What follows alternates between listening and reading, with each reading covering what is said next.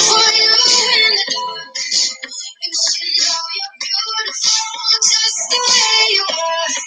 And you don't have to change a thing. Your world could change its heart. No scars, see you're beautiful. Stars are beautiful.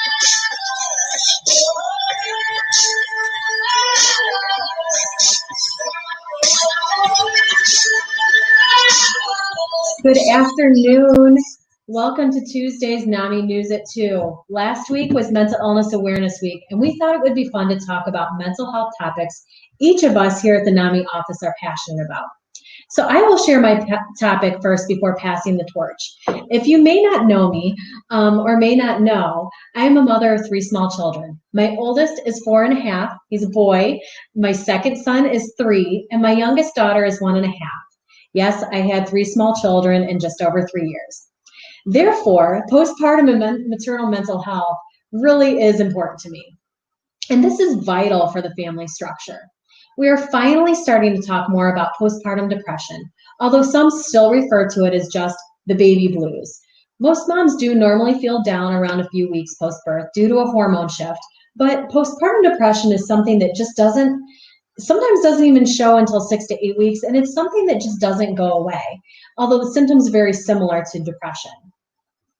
I think most of us have heard of postpartum depression, but not as many hear of postpartum anxiety or postpartum psychosis. Many do not even know these are things that happen to women. A lot of it is triggered by the natural hormone shifts that happen incrementally after delivery, but sometimes these things can be exacerbated by a difficult or traumatizing delivery, difficulties adjusting to parenthood, the loss of the child, a NICU stay, or other health-related concerns with the baby. Supportive partners are vital in the postpartum recovery phase. It really was very reassuring to me to have my midwife share her contact information with my husband after a particularly difficult delivery with my last baby. So to all the moms out there, do not feel like you're a burden to those that can offer you support. Do not feel less than by asking for help. And if you worry about doing it for yourself, do it for your family. You and your family deserve you to be mentally healthy. So thank you for coming to my TED Talk on postpartum and maternal mental health. Next, we are going to hear from Ashley. Hey, Ashley, how are you doing? Good. Hi, Jessica. Hi. Do you have a fun topic to share with us today? I do, and thank you for sharing all that important information about maternal mental health. Thank you. I know you and I kind of stand together with our little maternal mental health stickers. Yeah. You got to have mother solidarity here. Well, take it away. All right. So what I want to talk about today is the power and importance of story sharing. Sharing stories about living with mental illness or being a family member of someone living with mental illness is a really powerful tool in regards to promoting someone's own recovery and also educating the community. So being able to share your personal story can be a great source of empowerment and also show the community that there's not just one kind of person that lives with or struggles with mental illness. It brings people together and builds empathy. As someone who lives with bipolar disorder and anxiety disorder, I'm glad I can share my experience with others, and it helps folks know that they are not alone. So again, I'm so glad to be able to, share my story and be part of NAMI. Ashley, thank you for sharing your story with us. Story sharing really can be empowering to other people. It kind of gives them that inner, empowers them to share their own story or even reach out for help. Absolutely, definitely. Thank you. So next we're going to hear from Courtney. Hey, Courtney. Hey, Jessica. You have some fun things to share with us in the shadow of Mental Illness Awareness Week? Yeah, I do. Something that is near and dear to my heart. Go ahead, take it away. All right. So today I wanted to talk about, again, a mental health topic that I feel passionate about, and that has to do with social media. So social media, we can't live with it and we can't live without it. Obviously, if you're watching us right now, you probably have a Facebook or YouTube account. But aside from the 10 minutes that you spend watching us on NAMI News at 2, how much time do you spend on social media each day? Did you know that on your phone, you can monitor how much social media you observe each day or even by each week? So having social media accounts is a great and positive way to keep in touch with loved ones, find ideas for projects, or even keep up with local, state, and national news. But sometimes social media can be detrimental on our mental health. Doom scrolling or doom surfing are new terms that refer to the tendency to continue to surf or scroll through bad news, even when that news is saddening, disheartening, or even depressing. You may be familiar with this if you have a tendency to Google something if you want an answer, such as, what is this bump on my arm? Which causes a great deal of anxiety and depression because there are millions of possibilities that you could look up on the internet before you even go to the doctor. Most people think that if they have a question and they want an answer, they assume looking it up will make them feel better, when in reality, continuing to scroll through the possible answers can make you feel worse. And this has been occurring a lot more in 2020 due to COVID-19, with more Americans staying home and screen time noticeably jumping. There's been a 50% increase among children ages 6 to 12, according to national statistics specifically.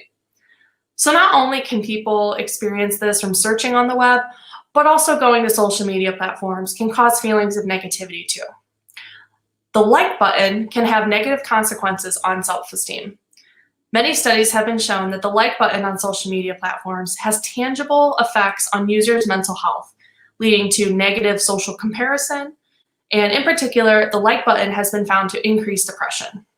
So for some of you who may know, I am the marketing manager at NAMI, and I'm sure you're wondering, doesn't she want us to go to their Facebook page? Why is she telling us this? So I'm sharing this today for a few reasons. One, it's okay to limit your time on social media. It's okay to take breaks and even set timers for how long you're going to be on social media each day. The increase in usage can cause increased negativity depending on what accounts you're looking at. Speaking of those accounts, you can click unfollow or block people that are making you feel negative. If you're seeing something that someone is posting that makes you upset or anxious, you don't have to keep looking at it.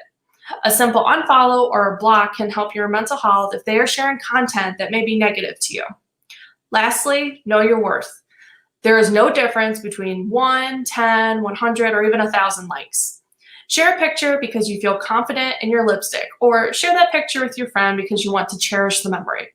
You're worth so much more than a like. So as someone who has struggled with social media obsession, I've had many of these negative thoughts.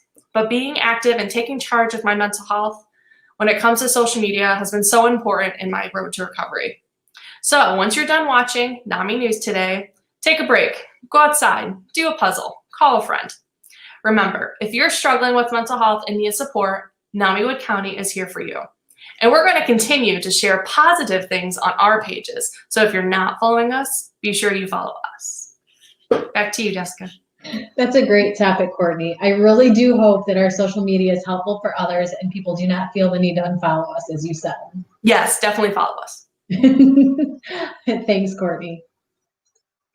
So Bree is up next, and I believe she is going to talk a little bit about boundaries. I sure am. Thank you. I'm excited to hear what you have to say. I'm super excited to share.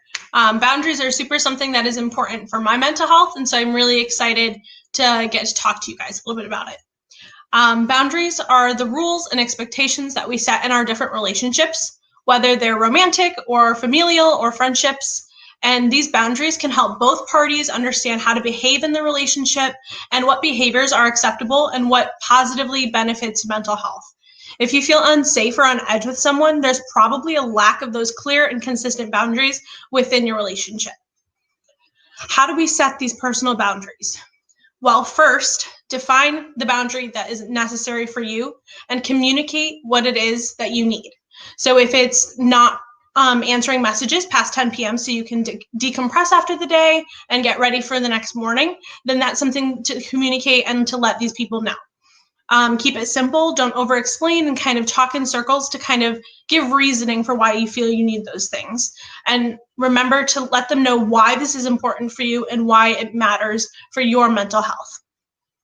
Without these boundaries, we run the risk of losing ourselves and stopping enjoying the things that we're typically interested in and not doing the things that we like to do. We let ourselves make decisions for ourselves, but also for other people. And then we're also letting those people make our decisions. When you give and you're not getting anything in return for yourself, it can wear you super thin and you can start to get some of that empathy fatigue. It's important to note that you are allowed to skip that family function or the group hangout in order to prioritize your mental health.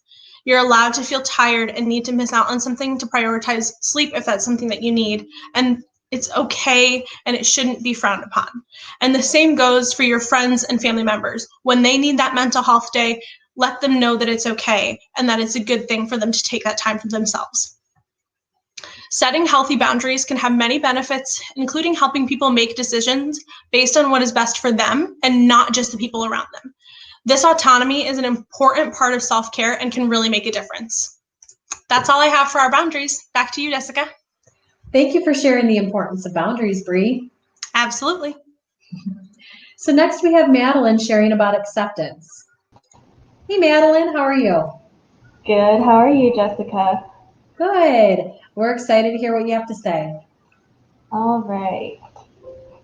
So something that is important for me in my mental health and that I think others can benefit from is learning about acceptance. So trying to gather myself here. Being accepting of the conditions of those living with mental illness is important, as well as individuals living with mental illness to be accepting of their own condition. Sometimes it is challenging to be different, and it is helpful to be accepting of these unique qualities of others. By accepting a person's mental illness, you are supporting them and showing that you accept not only what they are going through, but that you accept them as a person as well. This makes it easier for people living with mental illness to accept themselves and be successful in their lives. And for those who are living with mental illness and are working to accept themselves and their condition, know that you're strong and that you are not alone. That's all I got, short and sweet. Back to you, Jessica. Thank you for talking about this. It can sure be challenging for people to accept their own mental health condition and or to accept their family member's condition. So I appreciate you bringing this to light, Madeline. So Shari is sharing an important topic to her next. Hi. Hi.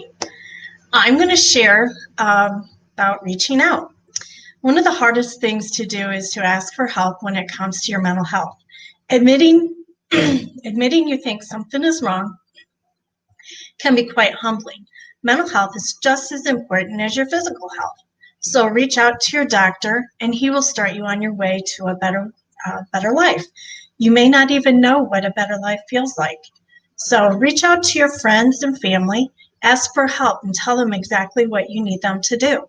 And also reach out to NAMI.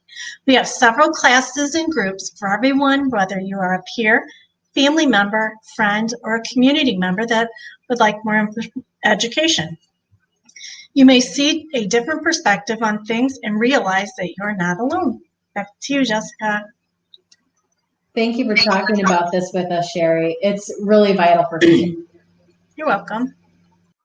So Emma, another one of our awesome interns here with us this fall, is going to be sharing an important topic to her. Hi, Emma.